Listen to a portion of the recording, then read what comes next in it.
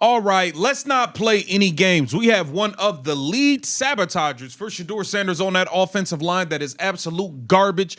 Joe Bitonio talking about what the hell has been going on and why these dudes refuse to block anybody. They are literally touching air when they are out there. They don't touch no linemen, no linebackers, no corners, no safe. They don't do nothing. All they do is block air and sip Gatorade on the sideline. Complete sabotage. He was called out last week. Listen, we are all on it. We on top of this stuff. Welcome to Keep the Vision. Make sure you like, comment, subscribe, share the channel, hit that bell notification, and hype the video. Let's get right into what Joe Bitonio had to play, and then we're going to kick it over to UCSS. G. Bush, Tyvis, them, they all over there talking about the Shedeur Sanders predictions stat-wise for the Buffalo Bills game. We got a lot to get into. Let's get right to it. Sabotager, speak. Good, better than I was last week at this time, so that's improvement. Got to get out on the practice field, do some stuff today. So yeah, improvement. Why was able to get back there in the last couple of days? Just what kind of a boost could that be if he's able to get it? Yeah, big. It's been good to see him. He's attacked rehab. Really just putting his whole foot forward to try and get out there and play for us. Obviously Tevin's been banged up as well, so it's a big boost. I mean, we're trying to get the run game going. We're trying to protect. So anytime we can get good linemen back, it helps us a lot. Get good linemen back. Y'all don't have no good linemen. Y'all all stink. Y'all all are garbage. All of y'all are trash. I'm sorry. There are no good linemen. That's why Quinshon Judkins can't run the ball. It don't matter who y'all all stink, bro. And y'all all just terrible. All the six-man boxes, or six-man you guys are facing, how difficult that is when you're trying to block all those guys one-on-one. So how much of an issue has that been, and what's the recipe to beat that? Yeah, we've had a lot of loaded looks. Really, it comes down to execution. Like, you watch the tape, and at the end of the day, it's like, if we make that block a little bit better, like we have a chance to be a little more. There's some scheme stuff, obviously, that you get beat on every once in a while, but at the end of the day, it's like we have to execute the blocks, and we have to make those plays. And when it is a lot of one-on-ones and you're not getting as many double teams, then the execution becomes even more important. Man, I don't want to hear about none of that. Y'all not blocking nobody. Y'all literally not even touching people, Joe. What are you talking about? Y'all not touching people. You guys always say you'd have 10 guys doing it right and one makes a mistake. So my question is, do good teams overcome those situations? Sometimes, for sure. I mean, there's good teams, there's some great players in this league that can make, plays no matter what.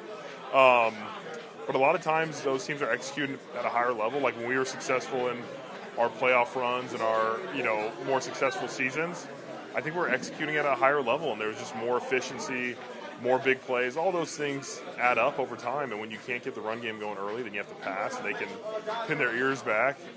It's not a recipe for success with such a young, offense. I don't want to hear you blame the offense being young, because you wanted to say a young quarterback. I don't blame none of this on Shedeur. When y'all had old-ass Joe Flacco back there, y'all couldn't block nobody. What are you talking about? Young offense. No, trash offensive line, trash wide receivers. I don't care about the age. What are you talking about? What are we talking, like?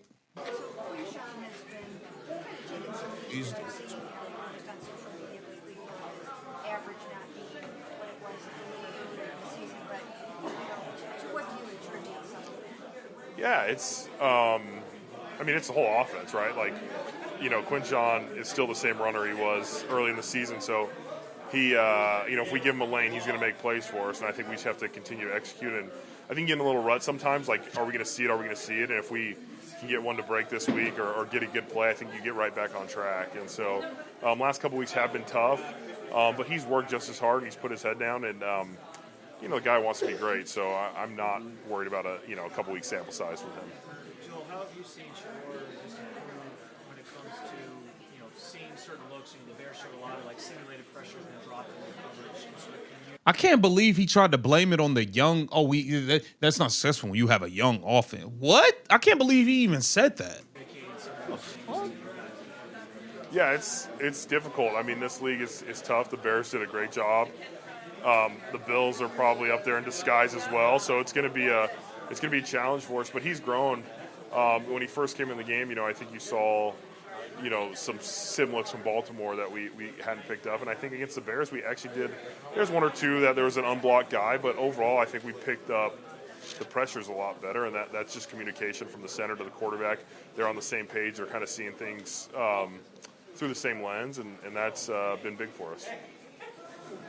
Joe, I know we've asked you about Myles a ton, but he's close to getting this record now. You've been with him forever. What kind of amazing is it, I guess, about him as a player, being around him all the time? I think his ability. I mean, just like you see guys that are good in this league, and he's just a step above them. I mean, he has every tool you want as a pass rusher. His power, his speed, his get off. I think his ability to bend is underrated. Like his ankle flexion, which is real nerding out O-line, D-line stuff, but his ankle flexion where he can bend and turn the corner is unmatched at his size. Like there's guys that can do it at 240 pounds, but he does it at 80 pounds. And so like, it's just a different person playing this game, and he's been successful this year. And to be fair, like if you want to look at big picture, our game scripts, how many pass attempts they've gone against, it's actually not even like it's even more impressive than what the stats show. I think he's been unbelievable this year, and hopefully he can get a few and get the sack record. We'll try and do our part in offense to make him pass the ball a little more. Joel, you quiet this yesterday, but is there a moment that you remember thinking, like when Myles first got it, when you first met him, like, oh, this guy is different? I mean, from the first day he got here, we drafted this guy, and he was, a freak, like he was making things happen. Joe Thomas was not practicing much at that time, so we didn't get to see him like go against each other. Part of that reason probably was because Myles was such a freak, right? Like, he needed some some plays off. I had to play left tackle for training camp one year against Myles, and I was like, all right, this isn't very fun, So since day one, he's been that guy, and I think he's continued to develop his craft and become even more technical with his rushes. Joe, how do you know Myles is going to be in the Hall of Fame? You shared a position with Joe and, offensive meetings and stuff like that. Do you have an opportunity just to, kind of like with Joe, to, soak in being around a great player and a teammate like that? Right. So, I'm not in the meetings with him as much, but experience it on game day, like watching him rush the passer and watching how quick other teams have to throw the ball or how many guys are blocking him. Like that's why I did the top 100 interview yesterday, and I talked about him as my number one guy just because he's the only guy in the league where you change everything about your offense. Like every team throws quicker, they slide to him, they double team him, they chip him. Everything is planned to stop this guy, and he still makes plays. And so I think that talent is just super impressive. Man, Joe Bitonio, man, just block some damn body. How about that? You talking all this what name, man? Block somebody. Let's get the UCSS real quick. Let's see what they predicting for Shedeur Sanders.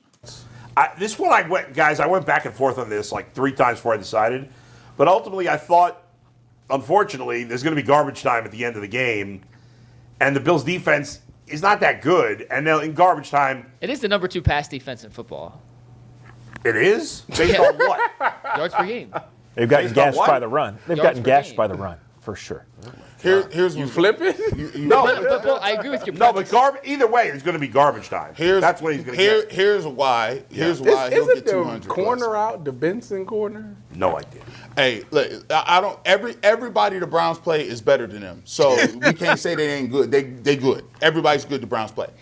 He'll get over 200 because they will be down in this football game. Yeah. And I don't think it'll be inclement weather. And he's going to trust them. If there's one thing Shedeur Sanders has shown you he will do, he will throw the ball. I think it's going to be dry but windy. Is the offensive line fixed this game? No, and that's not getting fixed. Well, that's why I picked yes. You know why? Because they can't even pretend to run the ball. Yeah, right. Like we've seen it the last few weeks. Don't even pretend. Just go out, draw some up, get him in a rhythm, throw it short, and then let it rip. Is it Wyatt Teller might play this week, right? Yeah, he was back at practice, so we'll see. What's going on with that, man? This is is it he hurt? It was Is he ridiculous how they benched? handled him. It's like I don't understand what was going on. What do you with think that. about how they handled that? It's a bunch of nonsense and lies going on with Kevin Stefanski. Strange. I mean, he legitimately got hurt at the end of the game, but he was benched before that. Well, I don't understand. I mean, I guess I know he understand. wasn't having a good season, but there's a million guys not having a good season. No. Why you acting like that? And that situation underscores the whole reality of it. They put in Tevin Jenkins, who's a veteran and a free agent. They didn't put in the rookie. Like if it was time to I mean, this whole thing, man, it's a complete circus and a clown show. Get down in the comments and let me know what you think. This is Keep the Vision. Make sure you like, comment, subscribe, and share the channel.